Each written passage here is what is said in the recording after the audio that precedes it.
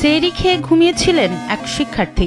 এরপর দুপুর গড়িয়ে বিকেল হলো, কিন্তু ভেতরে ঘুমিয়ে থাকা দ্বাদশ শ্রেণীর ওই শিক্ষার্থী কিছুতেই দরজা খুলছে না।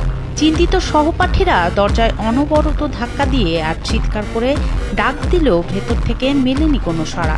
সবার মনে দানা বাঁধল চরম আতঙ্ক। ভেতরে কোনো বড় বিপদ ঘটেনি তো?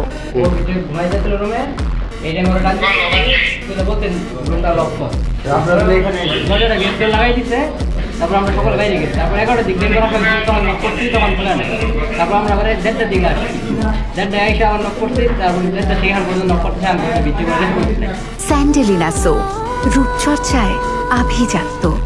উপায় না পেয়ে শেষমেশ খবর দেওয়া হলো পুলিশ ও ফায়ার সার্ভিসকে।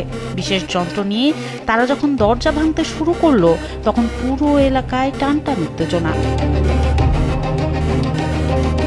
ঘটনাটি ঘটেছে ময়মনসিংহের সানকিপাড়া এলাকার একটি ছাত্রাবাসে। বিকেল 4টার দিকে শুরু হয় উদ্ধার অভিযান। বিশাল যন্ত্রপাতি নিয়ে হাজির হয় উদ্ধার কর্মীরা। অবশেষে বিশেষ যন্ত্র দিয়ে দরজা ভেঙে ঘরে ঢুকে তারা যা দেখলেন তাতে সবার চোখ কপালে।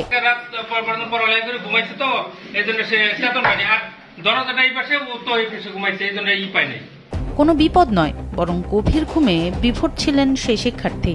ওই শিক্ষার্থীর কুম্ভকর্ণের মতো ঘুম ভাঙাতে রীতিমতো ঘাম ছড়াতে হয়েছে উদ্ধার কর্মীদের।